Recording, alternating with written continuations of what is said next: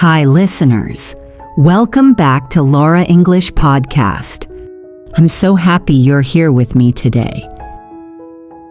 You know, sometimes learning English feels exciting, like opening a new door to the world, but other times, it feels heavy, doesn't it? You try to remember words, but they slip away. You want to speak, but your tongue freezes, and maybe deep inside, you wonder, am I even good enough to learn this? I've been there too. I know what it's like to feel stuck, to doubt yourself, to feel like everyone else is moving faster than you. But let me tell you something. You are not alone. Every learner, even the best ones you admire, have walked through that same valley of mistakes and doubts. And that's exactly what we're going to talk about today. How to keep moving even when it feels impossible. Not through theory, but through a story. A story about someone who struggled, just like you, and discovered that mistakes are not the end, but the beginning of growth. I once met a learner named Emma. She was bright, curious, and honestly, she knew more vocabulary than she thought. But there was one problem. She was terrified of speaking. Every time she opened her mouth in class, her voice trembled. Sometimes she would stop at the middle of a sentence, cheeks turning red, and just shake her head. She told me later, "I feel like everyone is judging me. Every mistake feels like a spotlight on how bad I am." Maybe you've felt that too, like your mistakes are the only thing people see. One day, her teacher asked her to introduce herself in English. Emma froze. She wanted to run away, but she took a deep breath and somehow words started to come out.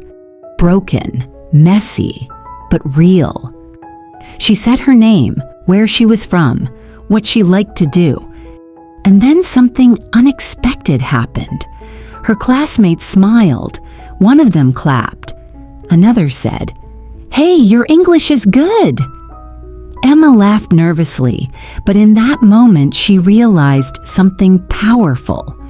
People weren't laughing at her. They were cheering for her. That day didn't make her fluent overnight, but it changed the way she saw herself. Every mistake was no longer a mark of failure. It was proof that she was learning, proof that she was brave enough to try. And maybe that's true for you too. Maybe your mistakes are not the chains holding you back, but the very steps carrying you forward.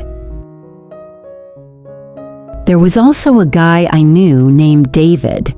Unlike Emma, his problem was not fear, it was frustration. David studied English for years. He memorized word lists, read grammar books, and even watched movies with subtitles. But whenever he tried to speak, his mind went blank. He once told me, "I feel like I know so much in my head, but when I open my mouth, nothing comes out. Maybe I'm just not talented." Can you relate to that?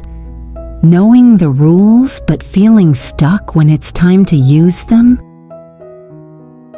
One evening, after class, David sat in a cafe.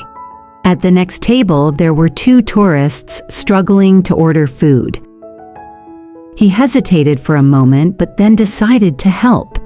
His sentences weren't smooth, his grammar wasn't perfect, but the tourists understood him. They smiled and said, "Thank you, you saved us." For the first time, David realized English isn't about being perfect. It's about connection. It's about being understood. That simple conversation gave him more confidence than all the textbooks he had studied. From then on, he stopped chasing perfection and started chasing connection. He practiced speaking whenever he could, at the store, at the bus stop, even small chats with strangers online. And little by little, he grew. Not because he never made mistakes, but because he kept going despite them. So whether you're like Emma, afraid of mistakes, or like David, frustrated by them, remember, both fear and frustration can be teachers. They push you out of your comfort zone, and that's where growth begins. You know, when I think about Emma and David, I realize something important. Their struggles are not unique. They are the struggles of almost every English learner: fear, frustration, comparison. Maybe you've felt the same.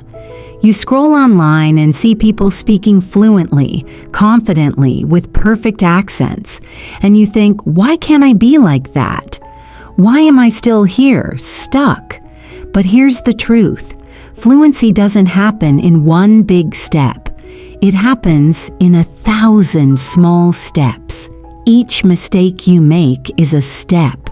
Each awkward sentence is a step. Each time you dare to try, that's a step. Emma taught us that courage often looks messy. David showed us that perfection is not the goal, connection is. And you? You're writing your own story right now with every effort you make. Maybe that's why it feels so isolating. Because when something is invisible, it's easy to believe you're the only one going through it. But trust me, you're not the only one who's quietly struggling. So next time your voice shakes, smile. Next time you forget a word, laugh it off. Next time someone corrects you, thank them. Because all of these are signs that you're on the journey. And let me tell you this, you are not behind. You are not too late. You are exactly where you need to be. Your journey is yours, and it matters. So, my dear listeners, if you take only one thing from today's episode, let it be this. English is not just about grammar rules or perfect pronunciation. It's about courage, it's about connection, and it's about growth. Emma found courage in her broken sentences. David found connection in a simple cafe conversation. And you will find your own light too. As long as you keep showing up, keep trying, and keep believing that your effort matters. Remember, mistakes are not the end. They are proof that you are moving forward, step by step, word by word. Thank you so much for joining me today. I hope this story inspires you to take your next small step. Maybe to speak one new sentence or to write one new word. And when you do, celebrate it. Because small steps create big changes. If this episode touched you, share it with a friend who's learning English too. And tell me in the comments, what's one small step you're going to take this week?